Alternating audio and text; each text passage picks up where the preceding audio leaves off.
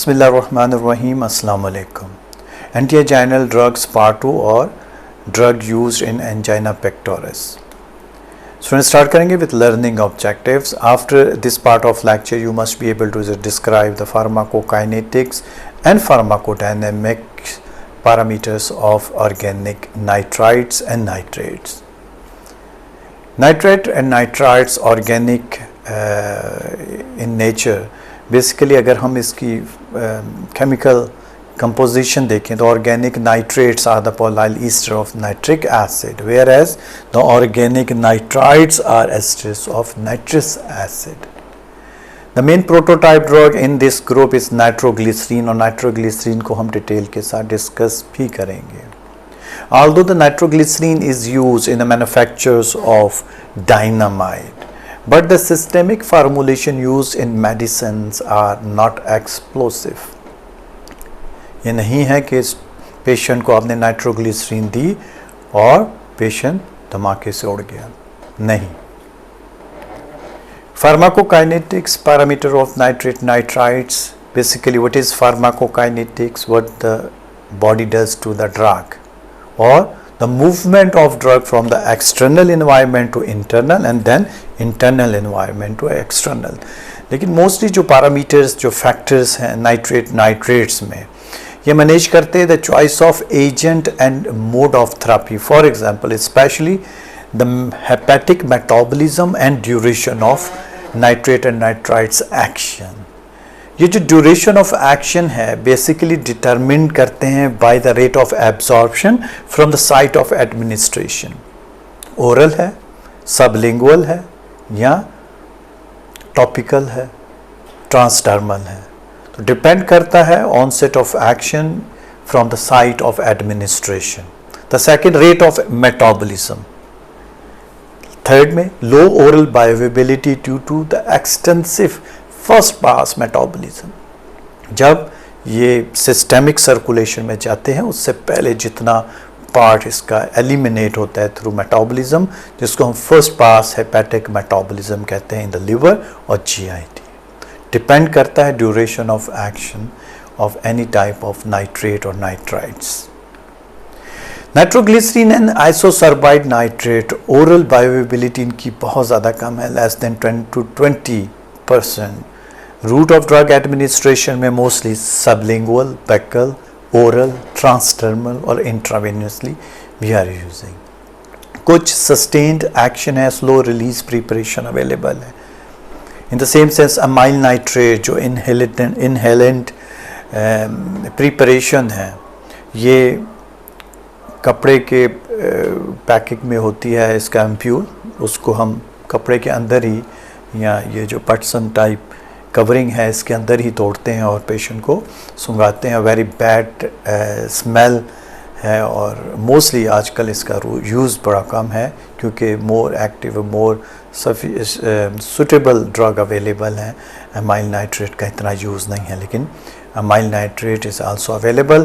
Plasma half life of parent drug about 2 to 8 minutes, लेकिन partially denaturate compound जो इसके metabolites है, intermediate metabolites या final metabolites भी active होते हैं और इनकी half life longer भी हो सकती है. ओके जी, अगर मेटाबॉलिज्म पे ही फोकस करें नाइट्रेट और नाइट्राइट्स की तो liver contain high capacity of organic nitrate reductase enzyme that can remove nitrate in a step wise fashion. Step wise fashion क्या है? Gradually first metabolism parent drug को, फिर इंटरमीडिएट मेटाबोलाइट्स हैं, फिर इंटरमीडिएट्स के भी इंटरमीडिएट मेटाबोलाइट्स और फिर फाइनल मेटाबोलाइट्स. ये सारे के सारे मेटाबोलाइट्स एक्टिव मेटाबोलाइट्स हैं. इन द सेम सेंस हम कहते हैं कि ये स्टेप वाइज फैशन में इनकी मेटाबॉलिज्म करता है. फॉर एग्जांपल अगर आप देखें नाइट्राइट्स, नाइट्रोग्लिसरीन पहले कन्वर्ट होती है डाइनाइट्रेट में, फिर मोनोनाइट्रेट में. ये डाइनाइट्रेट, मोनोनाइट्रेट फिर एक्टिव इंग्रेडिएंट्स हैं, एक्टिव मेटाबोलाइट्स हैं नाइट्रेट और नाइट्राइट्स के.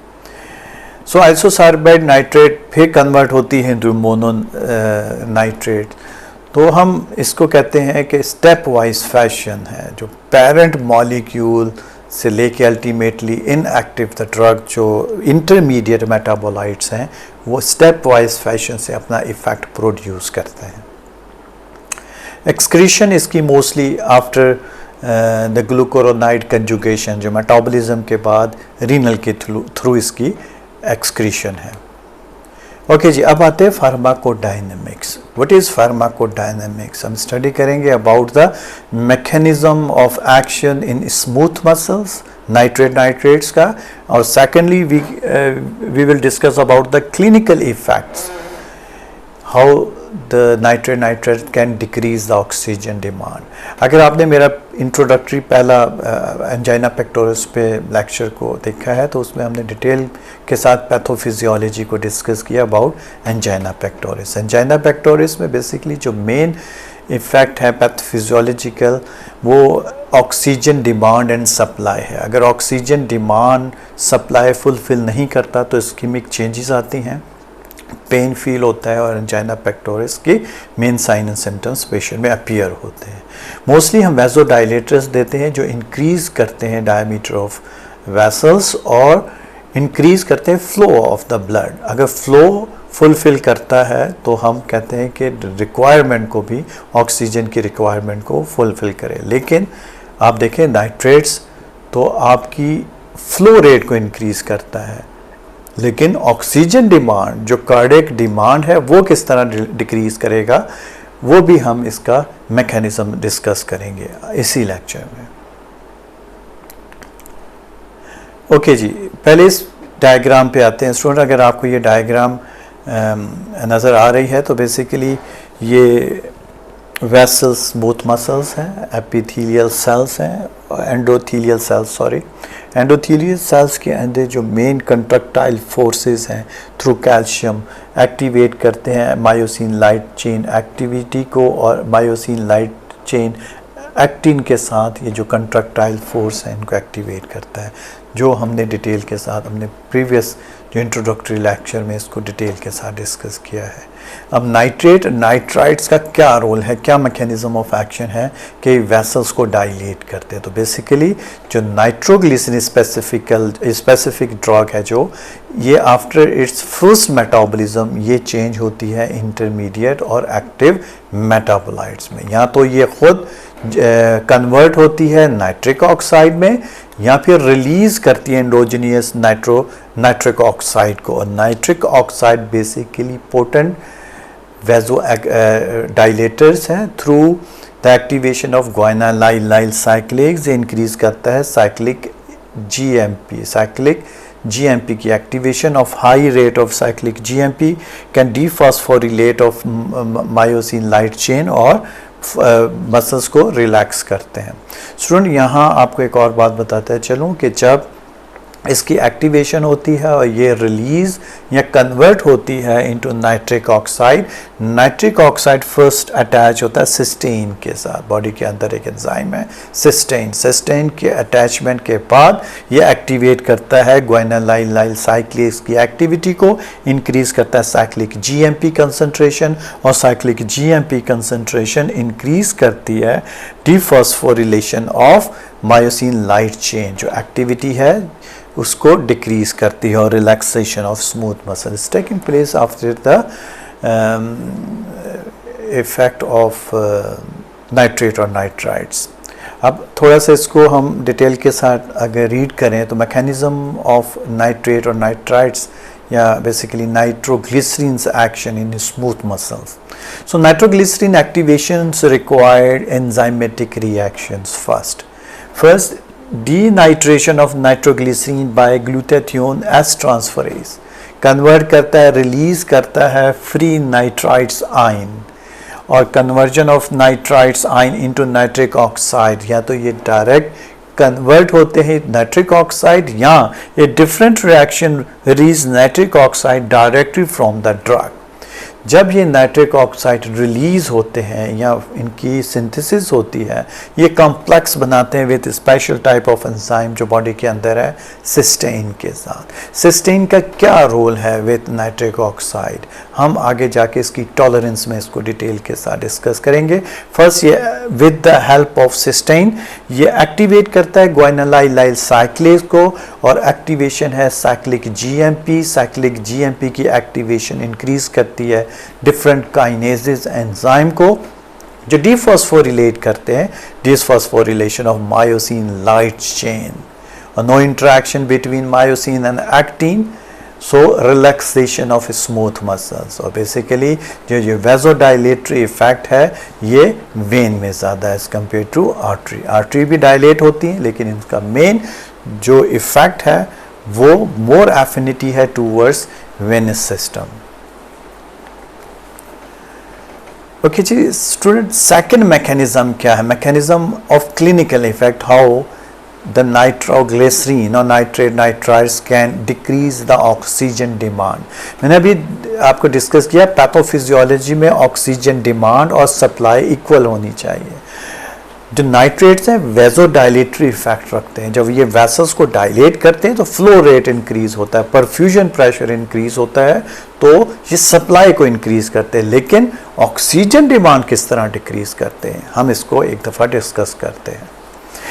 क्योंकि ये बेसिकली वेजोडाइलेटरी इफेक्ट प्रोड्यूस करता है। अगर वेसल्स डायलेट करेंगी तो इंक्रीज वेनस कैपेसिटेंस होगा। जब वेनस कैपेसिटेंस इंक्रीज होगा तो डिक्रीज करेगा प्री लोड, और जब प्री लोड डिक्रीज करेगा तो डिक्रीज करेगी wall tension, ventricular intraventricular pressure, decrease करेगा वर्क लोड, कार्डियक आउटपुट, और कार्डियक आउटपुट डिक्रीज होगी तो फिर ऑक्सीजन कंजम्पशन भी डिक्रीज होगी, और जब ऑक्सीजन कंजम्पशन डिक्रीज होगी ऑक्सीजन डिमांड डिक्रीज होगी और रिलीफ करेगा क्लासिकल एंजाइना में।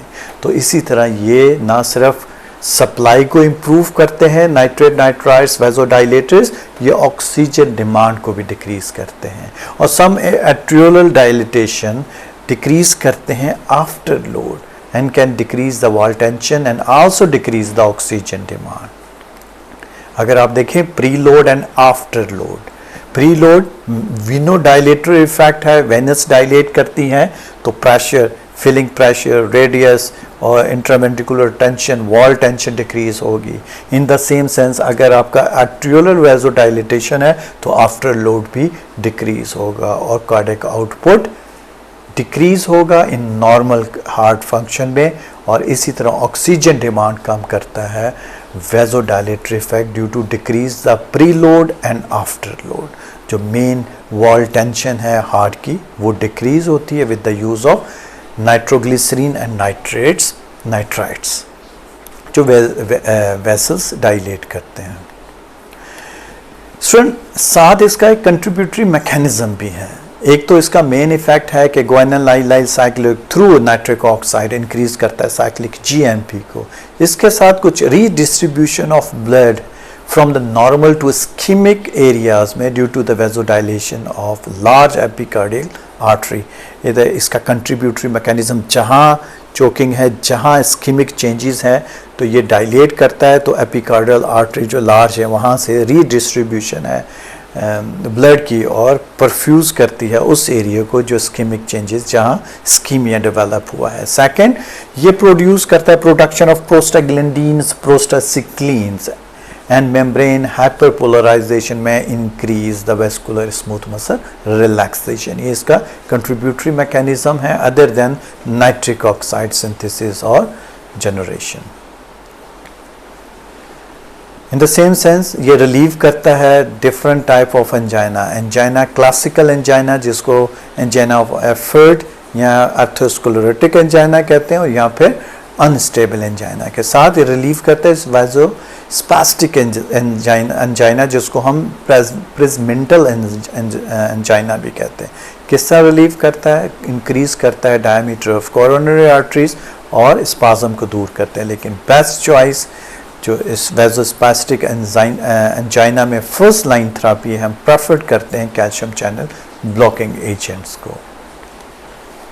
रिलीफ ऑफ अनस्टेबल एंजाइना, मैंने आपको बताया अभी, precise mechanism unclear but reduce the myocardial oxygen demand, एक तो रिलीफ करती है अनस्टेबल एंजाइना से, और relaxation of epicardial coronary arteries and decrease platelet aggregation, जो मेन कॉम्प्लिकेटेड स्टेप है इन अनस्टेबल एंजाइना के एथेरोस्क्लेरोटिक चेंजेस है, प्लेग फॉर्मेशन है, अक्लूजन आर्टरी है, उसके अंदर अगर प्लेटलेट क्लॉट भी बनता है तो फर्दर वो डिटोरिएट करता है नॉर्मल कोरोनरी आर्टरी स्ट्रक्चर को। तो हम ने देखा कि ये nitric oxide through increase the cyclic GMP ये एंटी प्लेटलेट एग्रीगेशन इफेक्ट भी और प्लेटलेट एग्रीगेशन को भी डिक्रीज करता है और बेटर रिलीफ देता है अनस्टेबल एंजाइना में।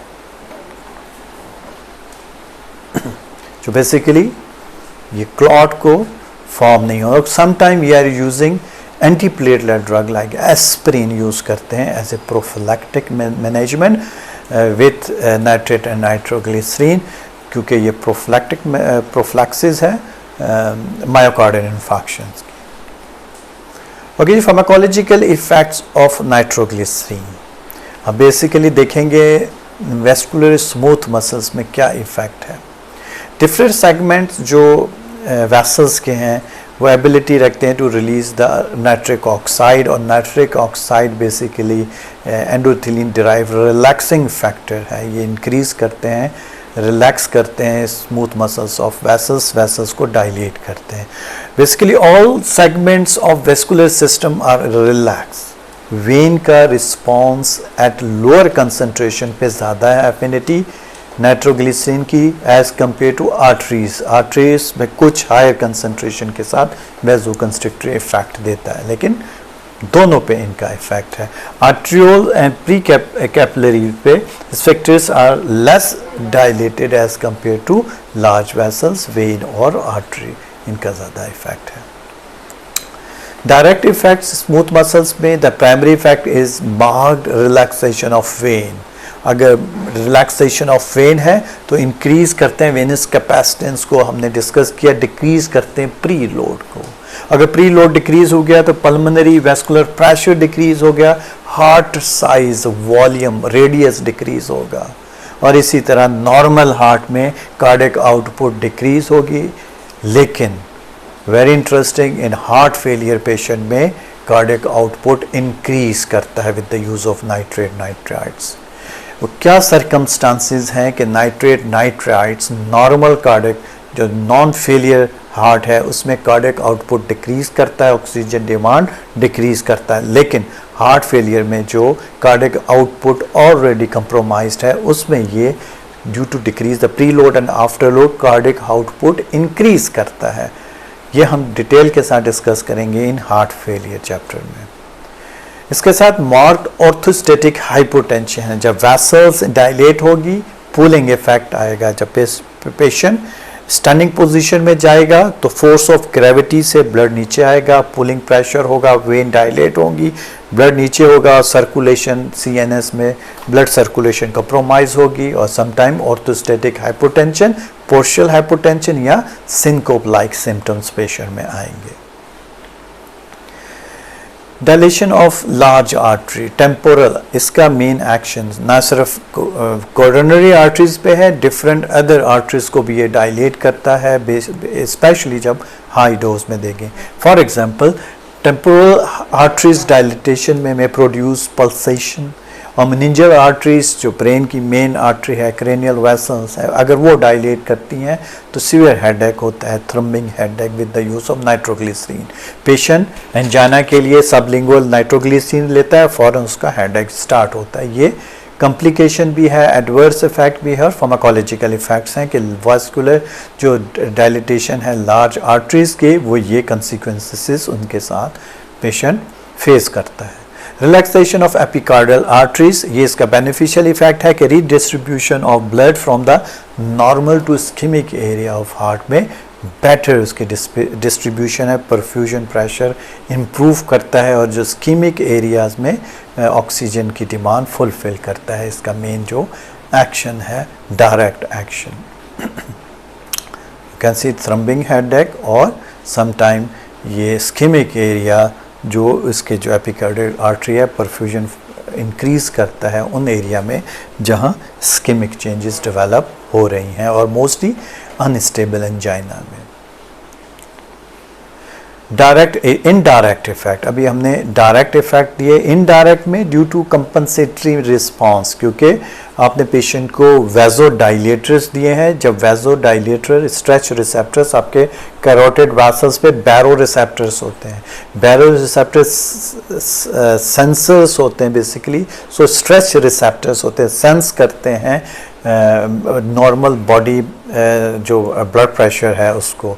अगर तो वैसोडाइलेटरी इफेक्ट से थोड़ा नीचे ड्रॉप करता है ब्लड प्रेशर, ये फ़ौरन सिंपैथेटिक नर्वस सिस्टम को एक्टिवेट करते हैं, टैकीकार्डिया कॉज करते हैं, हार्ट रेट इंक्रीज़ करते हैं, हार्ट की कंट्रक्टिलिटी को इंक्रीज़ किया जाता है और through activation of renin angiotensin converting enzyme ये साल्ट एंड वाटर रिटेंशन करते हैं। ये इसका कंपनसेटरी मैकेनिज़्म है। अगर क्रोनिकली आप पेशेंट को नाइट्रेट नाइट्राइट्स देते हो तो उसके साथ फिर आपको ये जो सिंपैथेटिक नर्वस सिस्टम जो कंपनसेटरी मैकेनिज़्म है इसको सबसाइड करने के लिए आपको साथ बीटा ब्लॉकिंग लाइक एजेंट्स देना पड़ते हैं।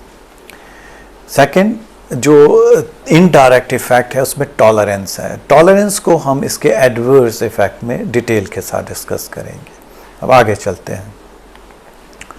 Other smooth muscles, relaxation of smooth muscles bronchus, जो इसका effect other than the vessels vascular smooth muscles के अलावा ब्रोंकियस पे, गैस्ट्रोइंटेस्टाइनल ट्रैक्ट पे, जेनिटो यूरिनरी ट्रैक्ट पे use as a recreational drug है, सेक्स इन्हेंसर है, क्योंकि इरेक्शन भी कॉज करती है इन मेल इंडिविजुअल्स पे, तो मिस यूज ड्रग भी है। और समटाइम जो इरेक्शन डिसऑर्डर्स के साथ पेशेंट सल्फेनाडिल लाइक ड्रग यूज़ करता है, उसके साथ इसके इंटरेक्शंस भी हैं। आगे जाके हम इसको डिटेल के साथ डिस्कस भी करेंगे।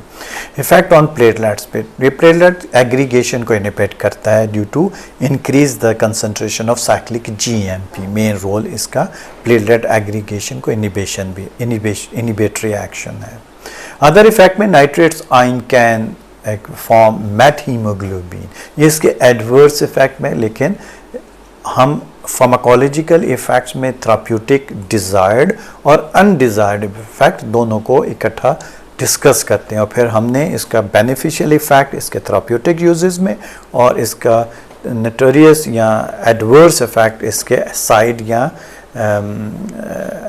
या एडवर्स इफेक्ट में उसको डिस्कस करते हैं। ये जो अदर इफेक्ट्स में nitrate can form met haemoglobin, haemoglobin is a oxygen carrying molecule है ब्लड के अंदर, ये उसको एबनॉर्मल कंडीशन में मेट हीमोग्लोबिन में चेंज करता है और बेसिकली ये टॉक्सिक इफेक्ट प्रोड्यूस करता है इन नर्सिंग इन्फेंट्स में।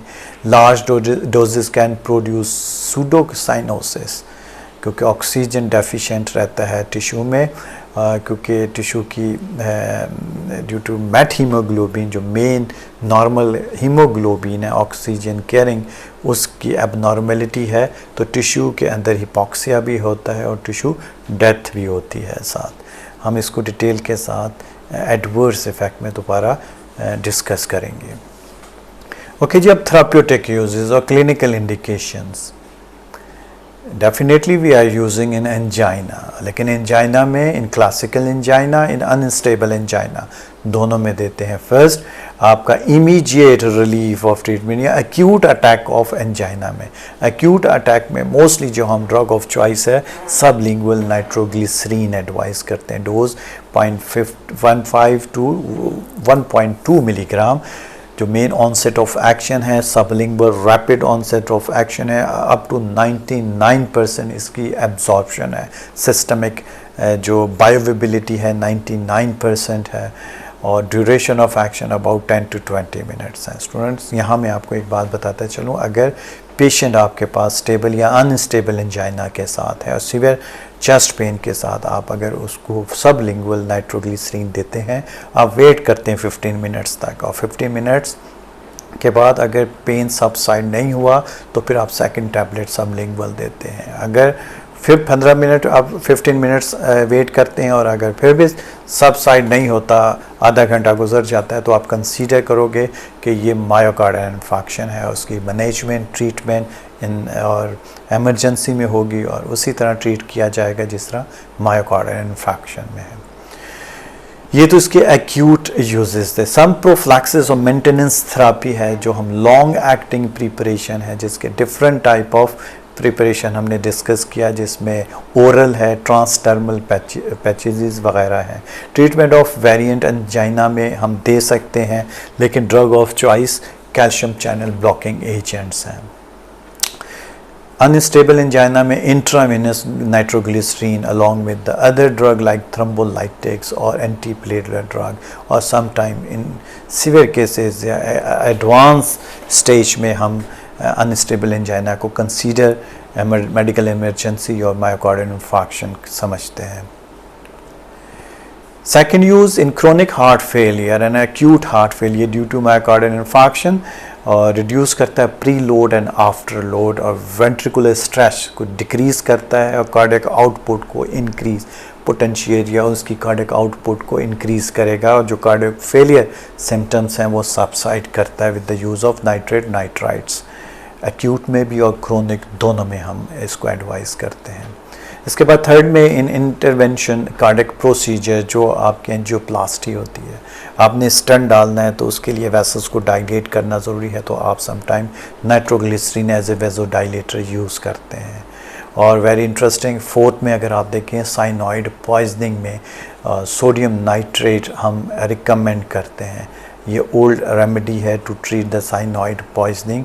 हम इसको एक दफ़ा डिस्कस करते हैं। Sodium nitroprusside we are using as a anti hypertensive drug. ये वेसोडाइलेटर है, हाइपरटेंशन को बेटरली कंट्रोल करता है in emergency in CCUs emergency cases में हम पेशेंट को देखें। अगर हम देखें इसके स्ट्रक्चर में बेसिकली साइनाइड प्रेजेंट होता है और साइनाइड की high quantity can produce cyanide poisoning.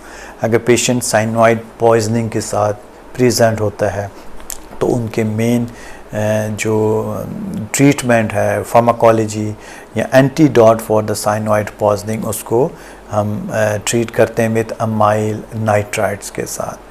For example आपने स्टडी किया, हम इसको डिस्कस करने से पहले मैं स्टूडेंट आपसे डिस्कस करता चलूँ कि अभी हमने डिस्कस किया about the complication of nitrate और नाइट्राइट्स के ये नॉर्मल हीमोग्लोबिन जो हमारा मालिक्यूल है ऑक्सीजन कैरिंग मालिक्यूल, उसको एबनॉर्मल मेट हीमोग्लोबिन में चेंज करता है।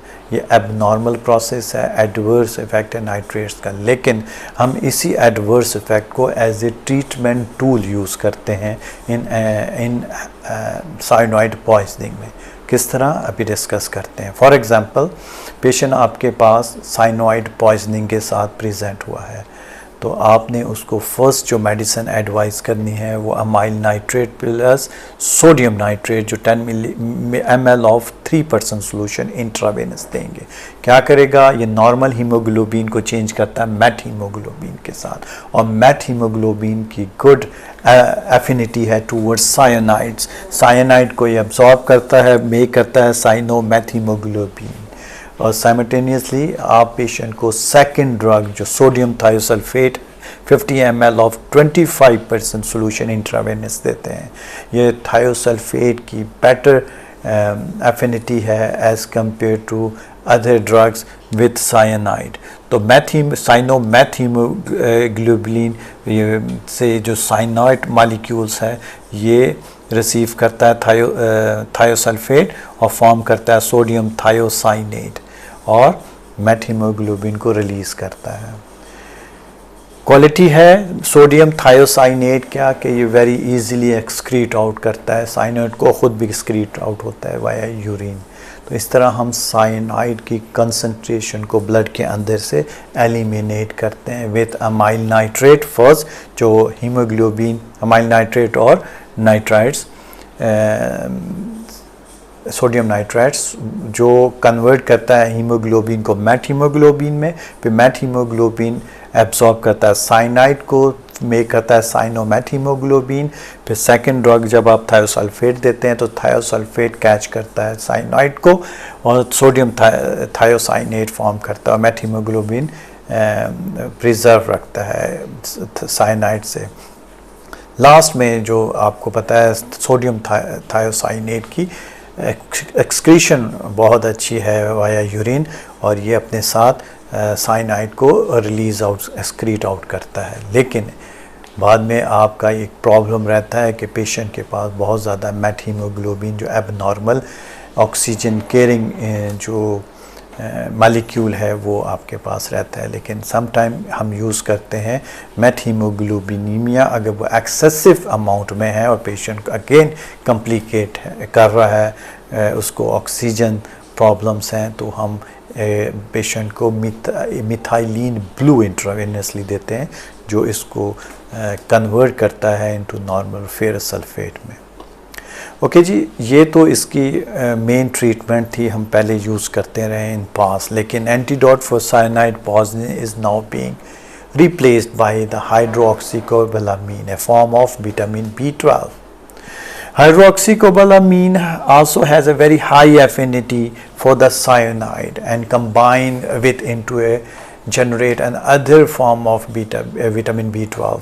तो बेसिकली आजकल जो न्यू ट्रीटमेंट है अबाउट द साइनोइड पॉइजनिंग, उसके लिए हम हाइड्रोक्सीकोबालामीन ही यूज़ करते हैं। लेकिन एग्जामिनेशन पॉइंट ऑफ व्यू से फार्माकोलॉजी में एग्जामिनर अमूमन आपसे ट्रीटमेंट साइनाइड पॉइजनिंग की पूछता है, तो you should aware about the nitrate and nitrites with sodium thiosulphate जो हमने अभी डिस्कस किए हैं ट्रीटमेंट, और उसके साथ न्यू जो आजकल एंटीडोट है साइनाइड पॉइजनिंग का हाइड्रोक्सीकोबालामीन, आपको दोनों का नॉलेज होना चाहिए।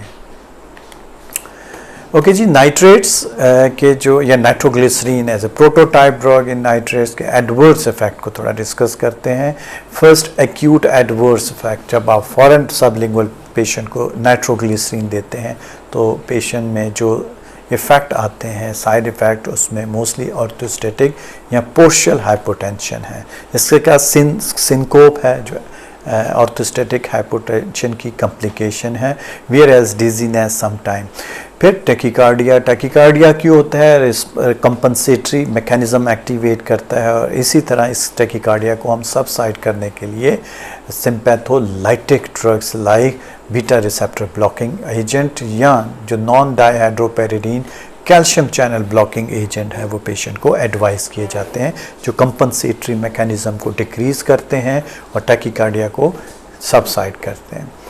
Very interesting, throbbing headache. और थ्रम्बिंग हेडेक क्यों होता है with the use of nitrates, क्योंकि डायरेक्ट एक्शन है लार्ज आर्टरीज पे, जो मेनिंजियल आर्टरीज हैं वो डायलेट होती है, पेन रिसेप्टर को स्ट्रेच रिसेप्टर्स को एक्टिवेट करती हैं और पेशेंट फील करता है very throbbing severe headache immediately after the intake of sublingual nitroglycerin subside होता है चेस्ट पेन, लेकिन हेडेक स्टार्ट होता है अमूमन पेशेंट में।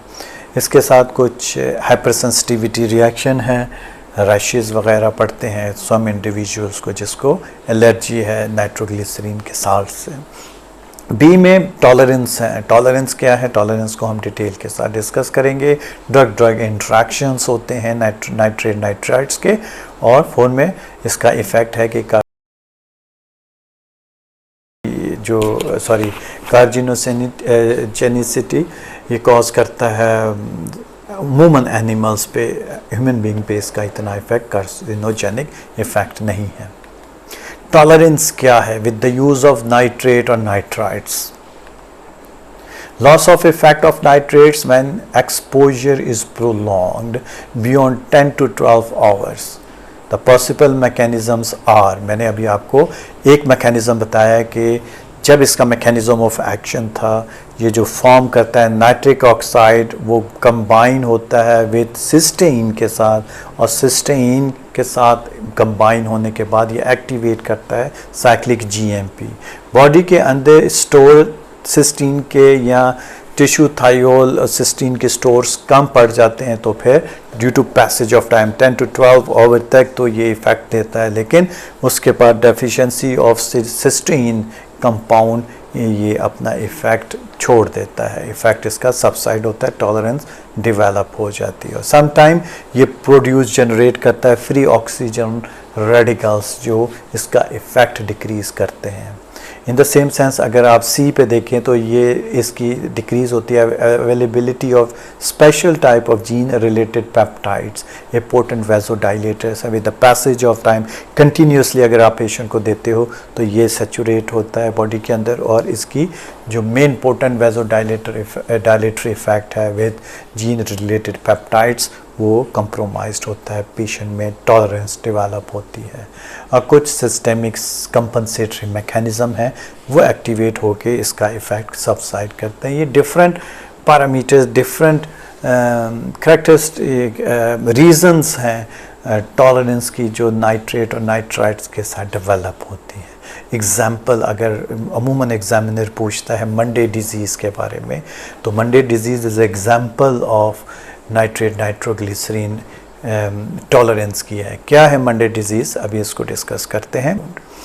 क्योंकि मैंने आपको बताया कि नाइट्रोग्लिसरीन बेसिकली कंपाउंड है, इस तरह का केमिकल है जो एक्सप्लोसिव इंडस्ट्रीज़ में जहां बम एक्सप्लोसिव या डायनामाइट्स वगैरह बनते हैं वहाँ यूज़ होता है, और ये हाईली लिपिड सॉल्युबल है और फॉरन एब्जॉर्ब होता है थ्रू स्किन भी। जो वर्कर हैं इंडस्ट्रीज़ के वो जब मंडे को अपनी छुट्टियों के बाद आते हैं first week of day Monday को, तो उनमें जब ये एक्सपोजर होता है नाइट्रोग्लिसरीन के पार्टिकल्स जो एयर में होते हैं वो एब्जॉर्ब होते हैं, वो adverse effect for example throbbing headache dizziness cause करते हैं।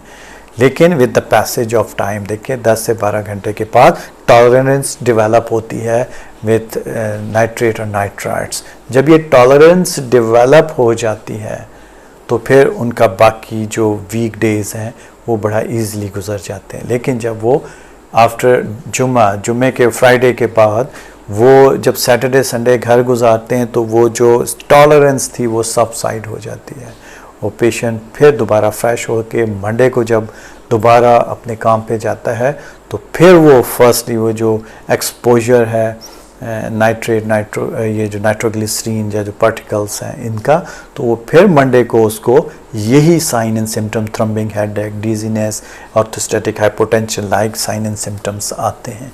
तो इसी तरह हम इसको मंडे डिजीज़ कहते हैं कि ये वेरी क्लियर एग्जाम्पल और वेरी गुड एग्जाम्पल है कि पेशेंट्स जो वर्क करते हैं इन एक्सप्लोसिव इंडस्ट्री में, उनके साथ जो टॉलरेंस डेवलप होती है आफ्टर 10 to 12 आवर्स के बाद, और फिर एवरी मंडे वो फिर दोबारा रीअपेयर होते हैं साइन एंड सिम्टम्स के साथ। ओके स्टूडेंट, इसको एक दफ़ा रीड करते हैं। Monday disease in workers of chemical explosive industry on starting the work week on Monday, for example workers suffering throbbing headache and dizziness due to systemic absorption of volatile vapors of organic nitrates compound. After a day or so, these symptoms disappear due to the development of tolerance. Over the weekend, there is no exposure at homes. कोई घर पे कोई exposure नहीं है volatile particles का to chemical. Tolerance disappear with the passage of time. So the symptom recur on Monday again. तो ये best example है नाइट्रेट नाइट्राइट्स टॉलरेंस की। एग्जामिनर पूछता है, आपके MCQs में ये क्वेश्चंस आते हैं। You should aware about the Monday disease and about the nitrate nitrites tolerance. Carcinogenicity, nitrates can combine with amine to form nitrosamine. ये वो केमिकल है, ये वो रिएक्टिव मटेरियल है जो पावरफुल कार्सिनोजेनिक एक्टिविटी रखता है इन एनिमल्स, लेकिन ह्यूमन बीइंग पे इसका इफ़ेक्ट इतना ऑब्जर्व नहीं किया गया। D interactions, drug drug interactions में नाइट्रेट्स या नाइट्राइट्स के with use in erectile dysfunction. मैंने आपको बताया इरेक्टाइल डिसफंक्शन में मार्क्ड हाइपोटेंशन कॉज करते हैं जब आप पेशेंट को नाइट्राइट्स देते हैं। और सल्डेनाफिल इज ए एग्जाम्पल है, फॉस्फोडाइएस्ट्रेज इनिबिटर्स ड्रग है जो हम पेशेंट को एडवाइस करते हैं। और समटाइम पेशेंट ये नाइट्रोग्लिसरीन के साथ लेगा तो फिर उसको marked hypotension like adverse effect आते हैं। सल्डेनाफिल का मेन एक्शन क्या है स्टूडेंट्स? सल्डेनाफिल बेसिकली साइक्लोऑक्सीजिनेज फॉस्फोडाइएस्ट्रेज इनिबिटर्स है। फॉस्फोडाइएस्ट्रेज डिग्रेड करता है, डिग्रेडेशन या मेटाबॉलिज्म ऑफ साइक्लिक जीएमपी को। और आपको याद है नाइट्रिक ऑक्साइड एक्टिवेट करता है साइक्लिक जीएमपी और फॉस्फोडाइएस्ट्रेज इसकी मेटाबॉलिज्म करता है। सल्डेनाफिल एक्टिविटी ब्लॉक करते हैं फॉस्फोडाइएस्ट्रेज की। ओवरऑल क्या इफेक्ट आता है? साइक्लिक जीएमपी की कंसंट्रेशन कम करते हैं, इनकी जो फॉस्फोडाइएस्ट्रेज है ये मेटाबोलाइट्स इंक्रीज करता है, लेकिन हम विद सल्डेनाफिल इसकी एक्टिविटी को ब्लॉक करते हैं और इसकी एक्टिविटी इंक्रीज करती है साइक्लिक जीएमपी की एक्टिविटी। और साइक्लिक जीएमपी की जो एक्टिविटी पोटेंशिएट करेगी तो फिर वेज़ोडाइलेटरी इफेक्ट आएगा। और जिस तरह आपको याद है कि नाइट्रोग्लिसरीन भी वेज़ोडाइलेटरी इफेक्ट रखते हैं थ्रू साइक्लिक जीएमपी, आप फर्दर इसके इफेक्ट को पोटेंशिएट करते हैं विद सल्डेनाफिल तो मार्क हाइपोटेंशन लाइक इफेक्ट्स आते हैं पेशेंट में इन इरेक्टाइल डिसफंक्शन मेल में जब वो सल्डेनाफिल के साथ नाइट्रोग्लिसरीन यूज़ करता है। ओके जी, लास्ट में कंक्लूजन करते हैं फार्माकोलॉजिकल इफेक्ट ऑफ नाइट्रोग्लिसरीन का। We have two type of main effects, nitrites के बेनिफिशियल इफेक्ट्स हैं और एडवर्स या डिलीटेरियस इफेक्ट्स हैं। पोटेंशियल बेनिफिशियल इफेक्ट्स क्या है कि डिक्रीज़ करता है वेंट्रिकुलर वॉल्यूम को, डिक्रीज़ करता है आर्टेरियल प्रेशर को, डिक्रीज़ करता है कार्डियक आउटपुट इजेक्शन टाइम को। तो ये डिक्रीज़ करते हैं मायोकार्डियल ऑक्सीजन डिमांड, और जितनी ऑक्सीजन डिमांड कम होगी उतना हम बेटर कंट्रोल करते हैं एंजाइना पेक्टोरिस की साइन एंड सिम्टम्स को। Secondly वेज़ोडाइलेटेशन of epicardial coronary artery जो रिलीव करता है आर्टरी इन द स्पाज्म, जो स्पाज्मोटिक जो एंजाइना है प्रेजमेंटल एंजाइना में इसका रोल है। लेकिन ड्रग ऑफ चॉइस क्या है? कैल्शियम चैनल ब्लॉकिंग एजेंट, लेकिन ये भी अपना बेनिफिशियल इफेक्ट प्रोड्यूस करते हैं। फिर increase the collateral blood flow, improve करता है perfusion pressure in the ischaemic myocardium.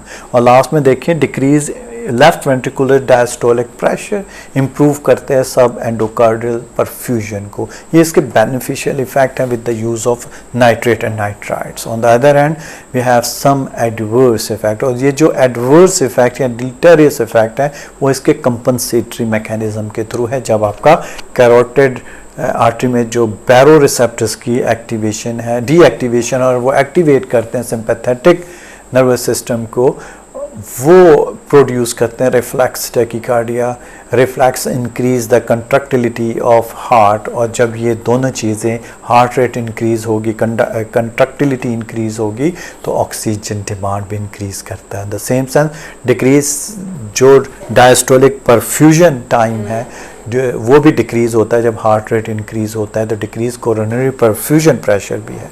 ये इसके डिलीटेरियस इफेक्ट है और हम इसको सबसाइड करते हैं with the use of sympatholytics drugs like beta blocking agents या कैल्शियम चैनल ब्लॉकिंग एजेंट्स। हम इसके इफेक्ट को ब्लॉक करेंगे, हम प्रिजर्व रखेंगे बेनिफिशियल इफेक्ट्स को।